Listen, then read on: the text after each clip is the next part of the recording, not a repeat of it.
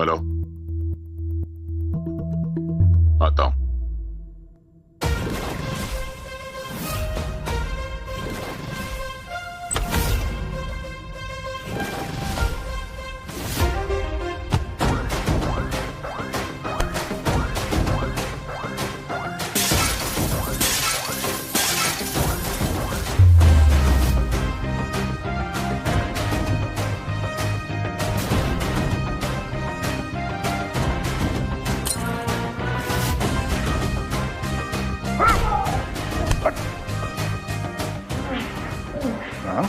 Well done Daya. Sir, result sir. बहुत अच्छा काम किया है तुमने। मैंने नहीं सर, ये तो हम सबका टीम वर्क है। चलो और भी काम है। दया, कॉम्प्लिकेटेड केस आया है, उसको ताकत से नहीं दिल से सोचकर सॉल्व करना पड़ेगा। कैसा कैसा? लाजवंती मेरे कॉलेज की दोस्ती समझ लो, उसकी ये पोती अनिका है। ये बेचारी काफी मुसीबतों से घिरी पड़ी है, यहां तक कि उसके घर वाले भी उसके पीछे हाथ धोकर पड़े हैं। एक लड़की और इतनी सारी मुसीबतें, पर क्यों सर? बताता हूं। दया, अनिका की मां एक छोटी सी फार्मास्यूटिकल कंपनी की मालकिन थी। अब पता नहीं उस कंपनी में ऐसे क्या है कि वहां के आमिर लोग, नेता लोग, अंडरवर्ल्ड भी उस कंपनी पर नजर रखे हुए हैं। ये तो छोड़ो, अनिका का बाप भी कंपनी हड़प करने के चक्कर में है। तब तो सर हमें इमीडिएटली एक्शन लेना होगा। एक्शन तो लेंगे ही दया, मगर तरीका बदलना पड़ेगा। पहले अनिका की स्टोरी जाननी होगी। तो सर ये अनिका की स्टोरी शुरू कहां से होती है? मेरा मतलब है इस कहानी का पहला सिरा कहां मिलेगा? मनाली।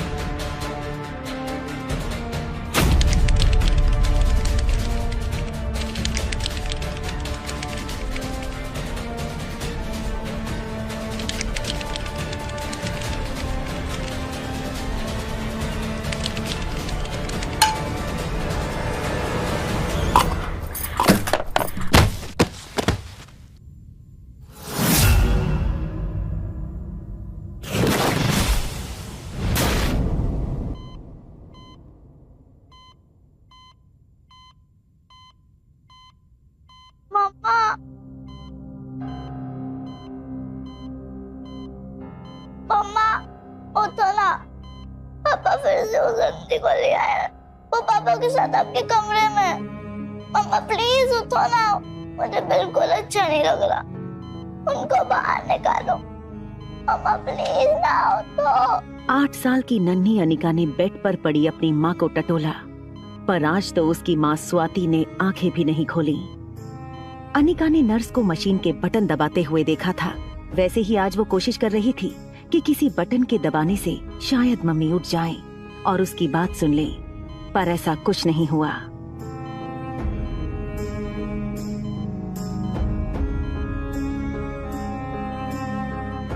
तभी अनिका की नानी रूम में आई। उसे रोता देख अपने पास खींच लिया।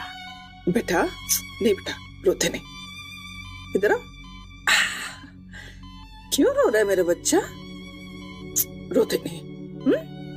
चलो रूम में चलते हैं, चलो नानी स्टोरी सुनाती है अच्छी वाली। चले, रोते नहीं बेटा, रोते नहीं।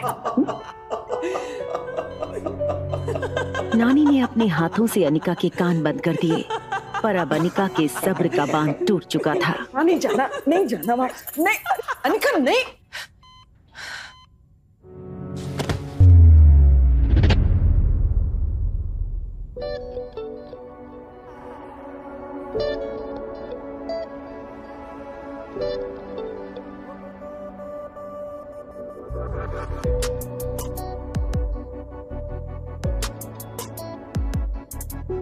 एक बात कहूं तुम सुन, बोलो ना। जब भी उनसे मिलो ना, ये ड्रेस पहन के आया करोगे। बहुत सेक्सी लगती हो ड्रेस में। मगर मुझे ना तुमसे एक शिकायत है। मुझसे शिकायत नहीं? क्या? ये कि तुम मुझे टाइम नहीं देते।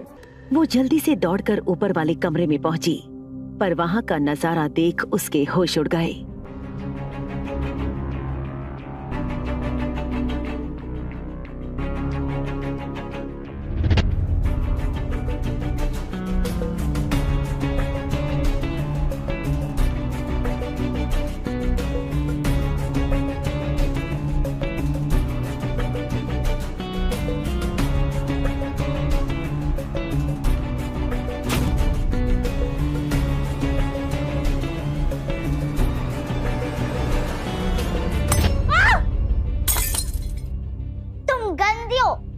ये मेरी मम्मी का बेड है, निकलो यहाँ से।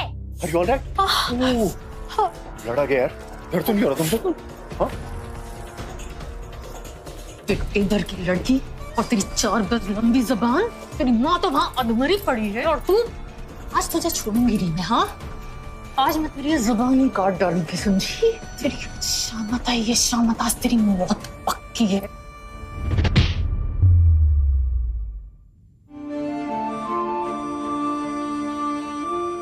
पापा, वो उसकी माँ ने उसको बिगाड़ दिया है, मैं क्या करूँ? वो माँ ने बिगाड़ दिया है ना? तो I'm मैं sorry. नहीं, मैं इसे I'm sorry. अरे क्या कर रही हो तुम? अरे मार डालो। हाँ, मार डालूं। मर जाएगी उसका चेहरा कुत्ता दूंगी। मत बनो, होश में आओ। तुम्हें पता, वो लड़की लौट रही है हमारे लिए, वो लड़की लौट रही है हमारे लिए। वो जो कंपनी है उसी के नाम पर है। मनीषा चुप हो गई, पर उसकी चोट का दर्द शांत नहीं हुआ था। I can't believe this. तुम इतने फट्टू निकलोगे मुझे नहीं पता था। मैं तुम जैसे इंसान के साथ शादी नहीं कर सकती जो मेरे लिए स्टैंड भी ना ले सके। ऐसा कहकर मनीषा ने गौतम की मर्दानगी को चैलेंज किया था।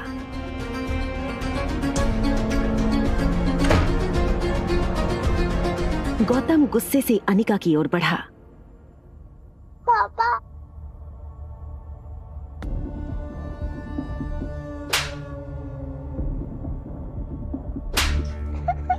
क्या करे गौतम? छोड़ इसको। क्या करे गौतम? बापू या जल्लाद कोई ऐसे मारते अपनी औलाद को?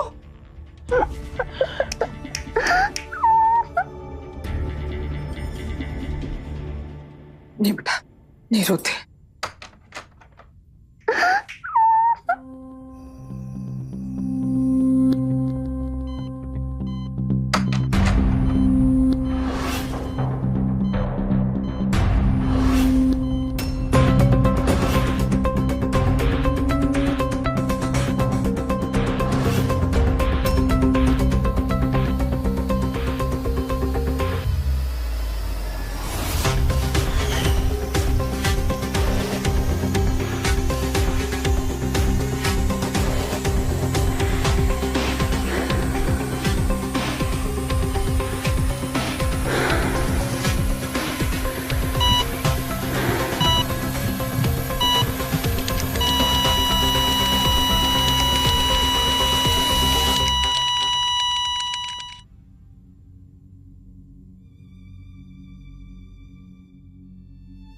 अनिका के पास अपनी बात कहने के लिए कोई नहीं था।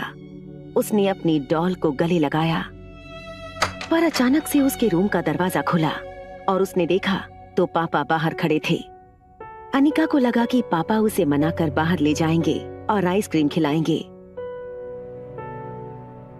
पापा, तुम्हारी माँ मर चुकी है।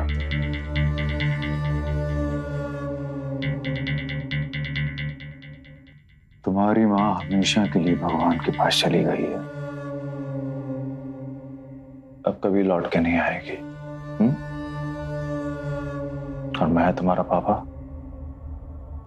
जो आज आंटी आई थी ना घर पे, उनसे शादी करने वाला हूं। मनीषा नाम है उनका।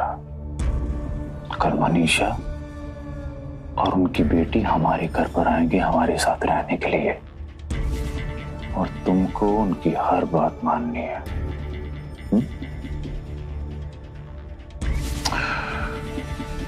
अब तुमको सड़क पे तो फेंक नहीं सकता मैं, तो जब तक तुम्हारी शादी नहीं हो जाती तुम्हें पालूंगा जरूर। उसके बाद तुम्हारा क्या करना है तो तुम्हारा पति देखेगा।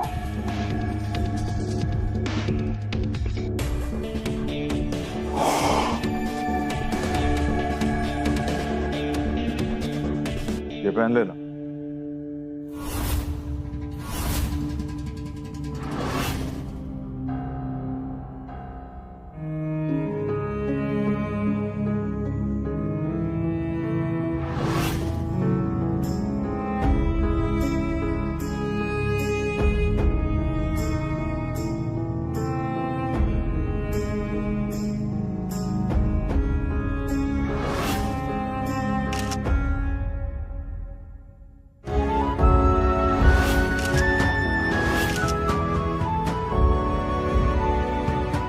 अनिका को समझ ही नहीं आया कि उसके लिए क्या ज्यादा बुरा था, उसकी माँ का मर जाना या उसका जिंदा रहकर अपने पिता और सौतेली माँ के जुल्म सहना।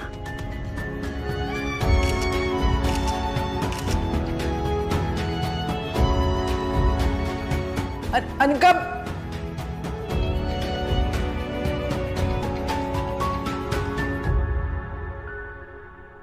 मम्मा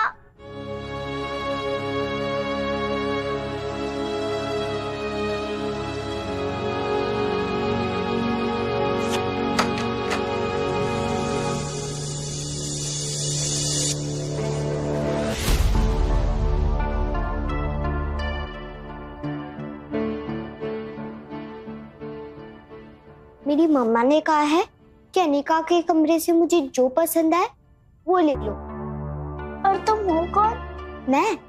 मैं कामिनी हूँ, तुम्हारी सौतेली बहन। उन्नो बहन नहीं, अगर मेरे फ्रेंड्स ने सुन लिया तो सब मेरा मजाक उड़ाएंगे। इसलिए आज से मैं इस घर की छोटी मालकिन हूँ और तुम मेरी नौकरानी। ओके, अब चलो मेरा पहला ऑर्डर मानो। ये बॉक्स खोलो, तुम्हारे लिए सरप्राइज।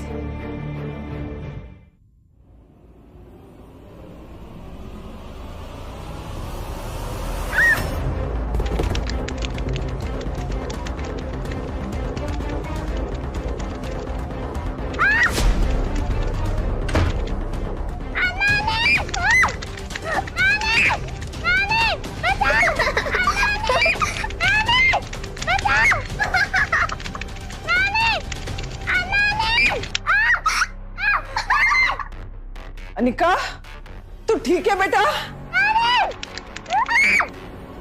तभी कामिनी ने देखा कि अनिका की नानी इसी तरफ आ रही है और वो जल्दी से भाग गई। अनिका,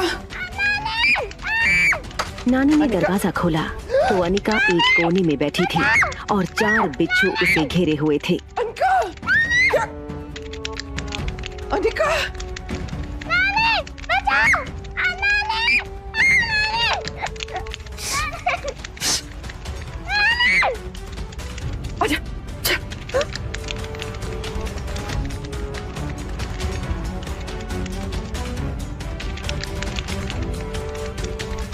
कुछ नहीं हुआ, नानी आ गई थी ना, कुछ नहीं होने दूंगी। अब बैठ जा बेटा, कुछ नहीं हुआ बेटा, कुछ नहीं हुआ। ओ, भगा दिया मैंने सब बिच्छू को, है ना? नानी, ये घर अब अच्छा नहीं है, यहाँ पे गंदे लोग रहते हैं। मैं अभी मम्मी के पास चली जाऊँ तो अच्छा रहेगा ना? नहीं, ऐसे नहीं बोलते बेटा, गंदी बात, गंदी बात। तेरे को पता है, तू जब बड़ी होगी ना तो तू इतनी स्ट्रांग हो जाएगी कि ये कामिनी तो क्या, बिच्छू भी तेरा कुछ नहीं बिगाड़ पाएगा। मेरा स्ट्रांग बच्चा।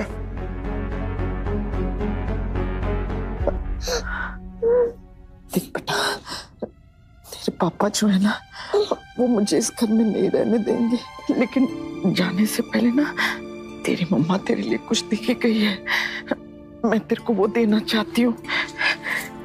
ये सिर्फ तेरे लिए बेटा। नहीं नानी, आप मुझे छोड़कर मत जाओ। नहीं बेटा, मैं तुझे छोड़कर नहीं जाना चाहती।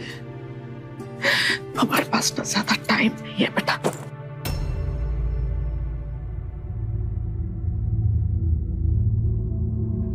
बहुत सेवा कर ली आपने हमारी। स्वाति भी जा चुकी है, आप भी जाएं। बेटा मैं इसे इस हाल में छोड़कर कैसे जाऊं? वो उसका बाप जिंदा है अभी, इसकी चिंता करने की जरूरत नहीं है। इनका सामान बाहर करो प्लीज। चाहिए चाहिए प्लीज जल्दी।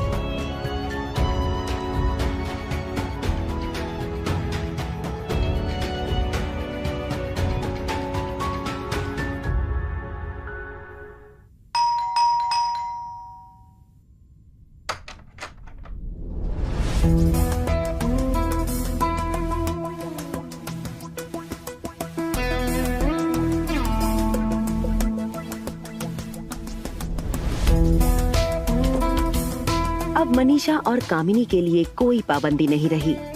वो गौतम के पैसे पानी की तरह बहाने लगी और अनिका के लिए घर नर्क से भी बदतर बन गया।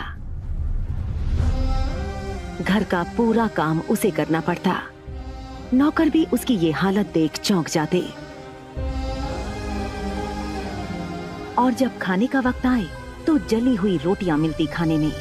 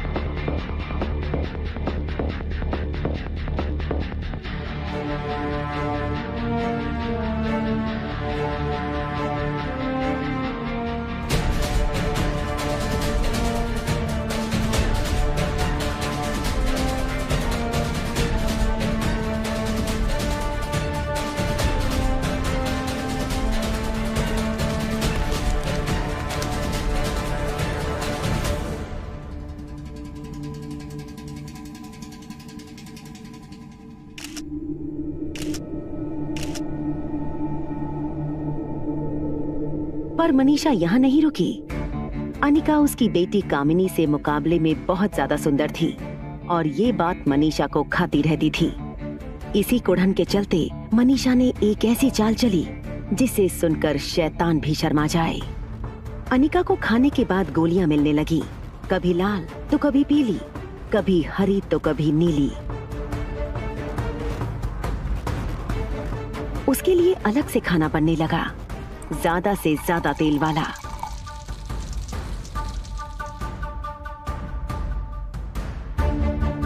अनिका को खाना खाते ही पेट में दर्द उठता, पर अगर एक शब्द भी मुंह से निकला तो मार मार कर उसका गाल लाल कर दिया जाता।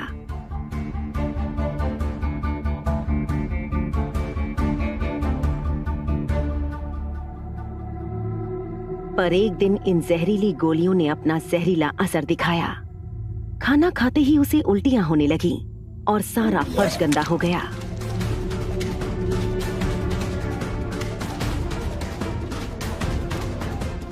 मनीषा ये देखे उससे पहले नौकर साफ करने लगे, पर कामिनी ने ये देख लिया और मनीषा गुस्से में लाल होती हुई आई। पारस रुको, क्या किया ये? अरे मनोज लड़की, सारा घर गंदा कर दिया तूने मेरा। अब क्या इस महारानी के लिए होटल से खाना मंगवाना पड़ेगा? रुक जा, तुझे आज बताती हूँ।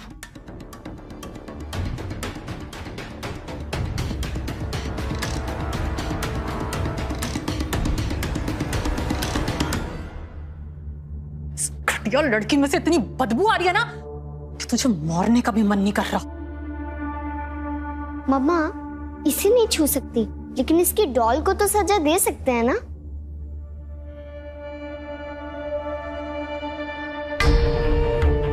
वाह कामिनी बेटा, तू तो सच में मेरा खून है। आज मैं सिर्फ देखूंगी।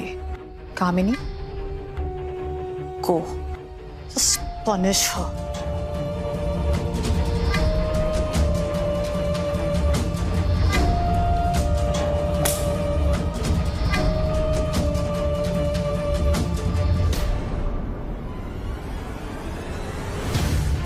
अनिका ने कई रात अपनी डॉल को गले लगाकर निकाली थी। इसी डॉल को गले लगाकर वो रोती रहती थी। उसे लगा जैसे उसकी दोस्त को किसी ने छीन लिया हो। कामिनी, अगर तुमने मेरी डॉल को कुछ भी किया तो मैं पापा को तुम्हारी कंप्लेन कर दूंगी। क्या कर दे? वैसे भी वो तेरे पापा है ही नहीं, वो मेरे पापा हैं और उन्हें कोई फर्क नहीं पड़ता कि तेरी डॉल के साथ क्या हो रहा है। कामिनी ने एक कैंची ली और डॉल के टुकड़े कर दिए।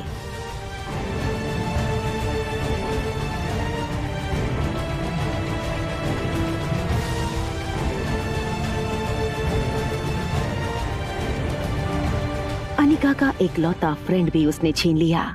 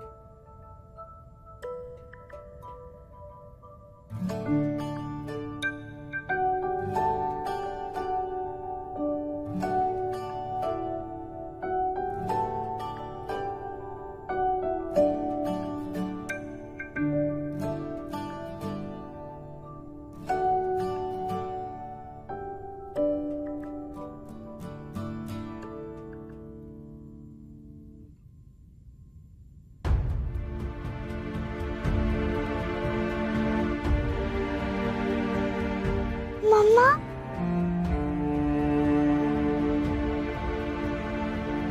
मम्मा, मुझे भी आपके साथ जाना है। मेरी बच्ची, अभी तुम्हें इसी दुनिया में रहकर अपना घर बसाना है।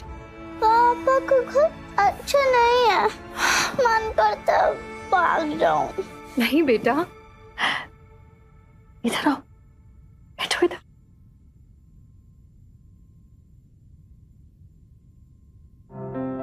अनिका, मेरी लाडो, तुम्हें खुद को मजबूत बनाना होगा।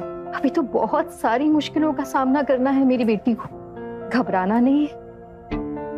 जब सही समय आएगा तो बहुत सारे अच्छे और सच्चे लोग आएंगे, तुम्हारी मदद करेंगे। लेकिन तब तक आप अपने आप को संभालोगे ना? तो जरूरत पड़ने पर मम्मा फिर से आएगी अपनी बेटी के पास, लेकिन तब तक तुम अपना ख्याल रखो। प्रॉमिस करो, पक्का प्रॉमिस?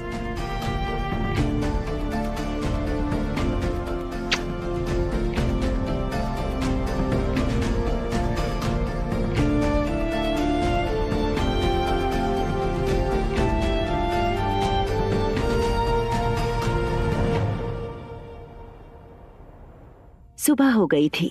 अनिका की नींद खुली और उसने अपने आंसू पोंछते हुए कपड़ों को एक दूसरे से बांधकर एक नई डॉल बनाई।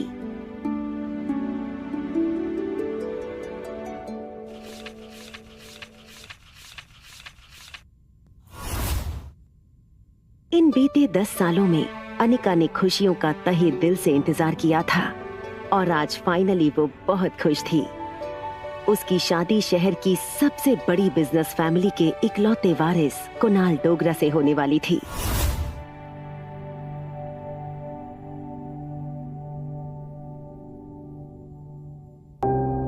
कुणाल और उसके दादाजी की आंखें फूट गई हैं क्या, जो मेरी कामिनी के होते हुए इस मोटी के साथ जिंदगी की लड़ाई लड़ने चला है? यानी कुणाल ने इस भैंस बदसूरत में देख क्या लिया? इसे तो देख के हाथी भी अपना मुंह छुपा ले।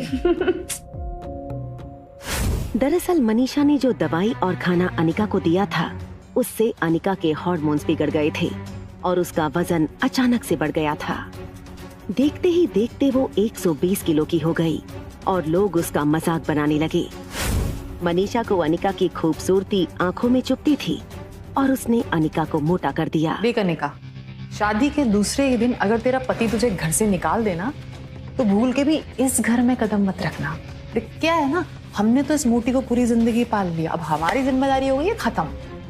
चलो तैयार हो जाओ। वैसे कितना भी तैयार हो ले, लगेगी तो ऐसी।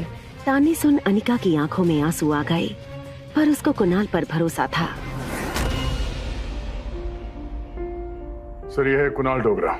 शक्ल से गड़बड़ लगता है सर, इसके पूरे फैमिली का नाम खराब है, बहुत सारे केसेस में इन्वॉल्व है ये लोग। वही तो, एक्सटॉर्शन, धोखाधड़ी, अरे कितने सारे मर्डर सस्पेक्ट्स इनके लिए काम करते हैं। समझ में नहीं आता दया, इस अनिका की शादी कुणाल से हो क्यों रही है? कुणाल जैसा आदमी अनिका जैसे लड़की की जिंदगी तबाह करे, उससे पहले हमें रोकना चाहिए इसे। कुणाल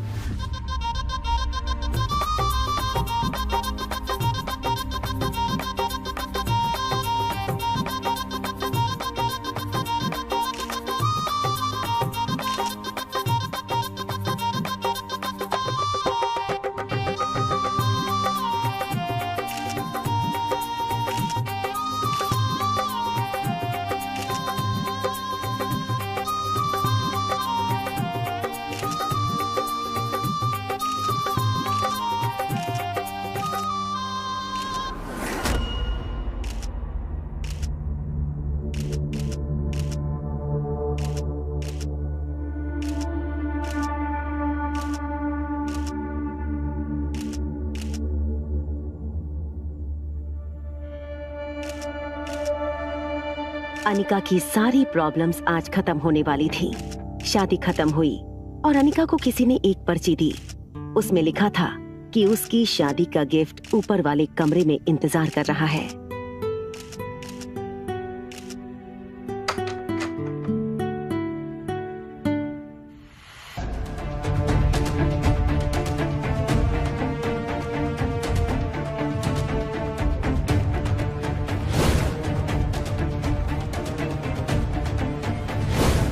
कुणाल, जिसने अभी उसके साथ शादी की थी, वो बेड पर बिना कपड़ों के पड़ा था और उसकी बाहों में एक लड़की थी।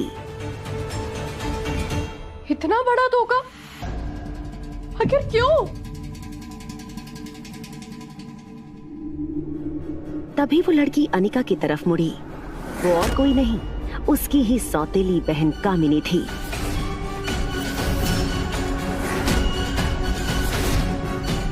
अनिका, इतना चौंकने की जरूरत नहीं है। अब तो तुम हमें ऐसे देखती ही रहोगी। पर क्यों? मेरे साथ ही ऐसा क्यों? पूरी दुनिया में तुम्हें सिर्फ मेरा ही पति मिला था। पति? अनिका, अनिका, कौन सी दुनिया में रह रही हो तुम? दिमाग खराब तो नहीं हो गया है तुम्हारा? कुणाल तुमसे प्यार नहीं करता। इनफैक्ट कोई भी लड़का तुम्हें प्यार क्यों करेगा? तुमने अपनी शक्ल आईने में देखी है? नहीं आईना पर इस भारी शरीर के साथ ना कोई लड़का तुम्हें हाथ पे नहीं लगाना चाहेगा। एक मिनट मैं पूछ के बताती हूँ। कुणाल, तुम हाथ लगाओगे इसे? अनिका को ये सुन झटका लगा। शादी तय होने के बाद कुणाल को ही उसने जिंदगी माना था। उसने कुणाल की तरफ बड़ी उम्मीद से देखा, पर कुणाल बस हंस दिया और बोला, क्या मैं इसे हाथ लगाऊंगा? मैं अंधा होकर भी अगर सोचूंगा तब भी नहीं लगाऊंगा। कोई मुझे करोड़ों रुपया भी देना तब भी तुझे हाथ नहीं लगाऊंगा। अनिका को लगा जैसे वो जिंदा है पर सांस नहीं ले पा रही है। उसने रोते हुए पूछा, तो फिर शादी क्यों की? और तुम्हें क्या मिल जाएगा मुझे ऐसे जेल में कैद करके? हाँ, तुम्हें परेशान करने के लिए ना मुझे किसी रीजन की जरूरत नहीं है। बाय द वे अनिका, तुम्हारे पीठ पीछे मैंने कुणाल के साथ क्या क्या किया है ना, इसका तो तुम्हें अंदाजा भी नहीं है।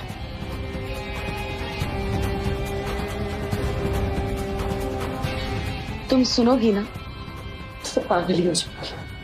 और तुम्हें क्या लगा था कि शहर के सबसे बड़े बिजनेसमैन का वारिस तुम्हारे गले में मंगलसूत्र डालेगा और तुम्हारी लाइफ सेट हो जाएगी? जब तक मैं हूं ना तुम्हारी जिंदगी में, मैं तुम्हें चैन से जीने नहीं दूंगी, समझी तुम?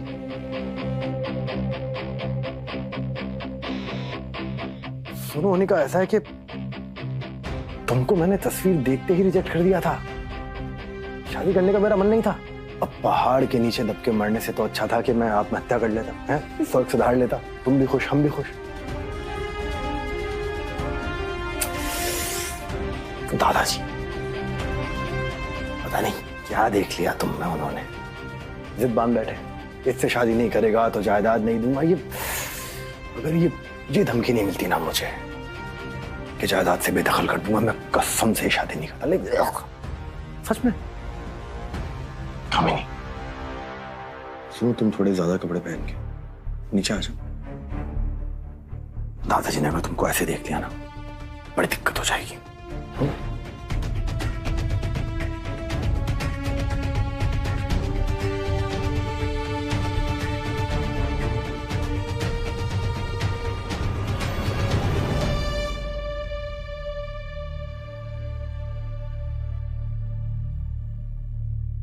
अनिका, कैसा लगा मेरा शादी का तोहफा?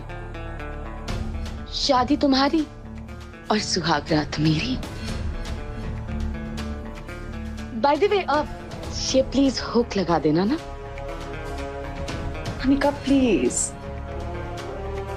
नहीं, कोई बात, मैं कुणाल से करवा लूंगी। अनिका की बर्दाश्त खत्म हो चुकी थी। उसके पेट में जोर से दर्द हुआ। वो वहीं पेट पकड़कर कुर्सी पर बैठ गई। तभी अचानक उसकी नानी अंदर आई। अनिका, अच्छा वो तो मुझे मिल गई बेटा।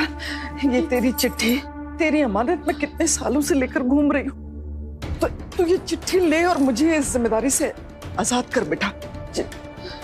क्या हुआ? तू ठीक है बेटा? इधर अनिका की आंखों के सामने अंधेरा छा गया।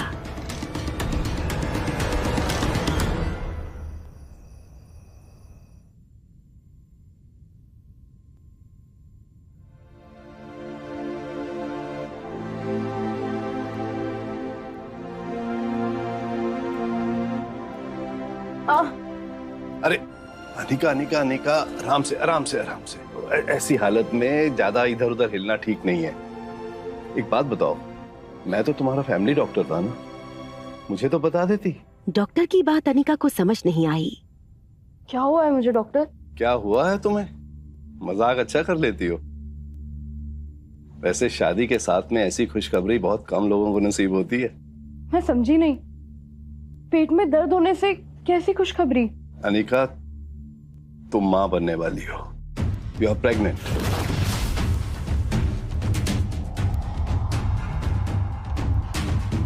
नहीं डॉक्टर, ये नहीं हो सकता है। आप क्या मजाक कर रहे हैं? It's not possible. डॉक्टर आज तक जिंदगी मेरे साथ मजाक करती आई है, और अब आप भी। आप प्लीज मुझे कोई दवाई दे दीजिए, सब ठीक हो जाएगा। लिसन टू मी, तुम प्रेग्नेंट हो और वो भी 4 महीने की। I am certain. ये सुन अनिका की रूह कांप गई, क्योंकि आज तक किसी लड़के ने उसे हाथ तक नहीं लगाया था। तो बिना किसी लड़के के करीब आए वो प्रेग्नेंट कैसे हो सकती थी? इट्स नॉट पॉसिबल, ये नहीं हो सकता। डॉक्टर, डॉक्टर प्लीज मेरी मदद कीजिए, मेरे ऊपर किसी ने कोई जादू कर दिया है। Okay okay, listen to me, don't get panic. मैं समझता हूँ ऐसे में लड़कियां अक्सर डर जाती हैं। अच्छा मेरी बात सुनो। अगर तुम ये सुनोगी तो you will feel better, you definitely feel better. ये यहाँ लगाते हैं और आप सुनो। डॉक्टर नायक ने अनिका को शांत किया और उसे पेट में पल रहे बच्चे की धड़कन सुनाई। तभी किसी की आवाज आई, अनिका, तूने हमारे पूरे खानदान की इज्जत मिट्टी में मिला दी। अनिका के पापा गौतम गुलेरिया और पति कुणाल डोगरा वहां पहुंच चुके थे। प्रेग्नेंट और 4 महीने की, किसके साथ और कहां मुंह काला किया तूने? पापा मेरा यकीन कीजिए, मैंने कुछ नहीं किया है। स्वेर पापा, मैंने कुछ नहीं किया है। तेरा यकीन करो, तूने कुछ नहीं किया। तो जो तेरे पेट में 4 महीने का बच्चा है वो क्या जिन या भूत डाल के गया है? पापा मुझे नहीं पता। शादी के लिए मना क्यों नहीं किया? हाँ? मेरी मजबूरी थी, मेरे दादाजी ने मजबूर किया था शादी के लिए। तुम्हारी क्या मजबूरी थी? 4 महीने का बच्चा पेट पे लेके मेरे साथ फेरे लिए तूने। Shame on you. इस रूम में अगर किसी को शेम करना चाहिए ना तो वो तुम हो कुणाल। ठीक है, हटो यहाँ से। इतनी हिम्मत हो गई, तेरी जबान इतनी खुल गई। गौतम जी, मेरे पूरे खानदान की इज्जत दांव पे लगी इस लड़की की वजह से। तो अब जरा बताएं कि करना क्या है? करना क्या है? इसके पेट में जो नाजायज बच्चा है उसे मारना है, और क्या करना है? ये सुन अनिका बेहद डर गई थी। गौतम जी नहीं। पीछे, बीच में नहीं, इज्जत का सवाल है। पीछे। पापा नहीं। पापा, कुणाल छोड़ो मुझे। पापा।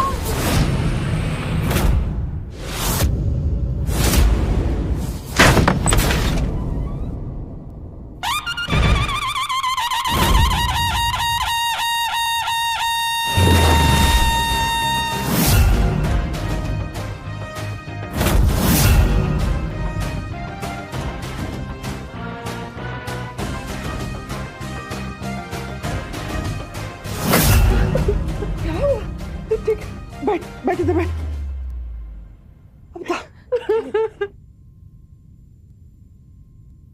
अनिका, डरना मत बेटा, अब तुम्हें कोई कुछ नहीं करेगा। आज से तुम मुक्त हो चुकी हो इस हैवान गौतम के बंधन से।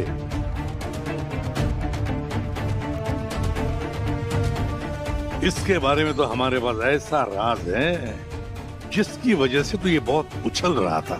चीफ की बात सुन गौतम का गला सूख गया। अनिका, तुम्हें एक ऐसी बात बताने जा रहा हूं जिससे शायद तुम्हें सदमा पहुंच सकता है। तुम्हारी मां इस गौतम के बारे में ऐसा सच जानती थी कि अगर वो समाज के सामने ले आती तो ये किसी को भी मुंह दिखाने के लायक नहीं रहता, और शायद उसी वजह से उसकी जान चली गई। तुम जो कोई भी हो, हमारे मामले में दखल मत दो। मेरे रहते मेरे बॉस के ऊपर कोई हाथ लगाए और उसके शरीर से उसका हाथ जुड़ा हुआ हो, ऐसा हो नहीं सकता। आइंदा ये गलती करेगा ना, ये हाथ तोड़ के दूसरे हाथ में दे दूंगा, समझा? हाथ छोड़, हाथ छोड़, हाथ छोड़। चल वहां पे, आगे से चल। तुम लोग आके हो कौन? अरे क्यों आए हो? क्या चाहते हो? शायद ये पहचानता नहीं है हमें। वो अपने पापा गौतम की तरफ बढ़ी और उसकी गर्दन पर वो चाकू रखकर बोली, बस बहुत हो गया अब। या तो अब आप सच बताएंगे या फिर ये लोग।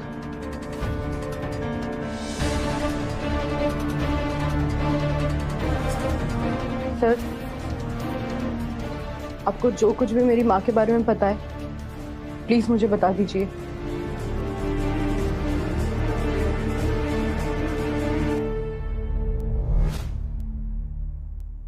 सर, अनिका की माँ की मौत से पर्दा उठाइए ना। क्या होगा अनिका का अगला कदम जब उससे इस मर्डर की सच्चाई के बारे में पता चलेगा?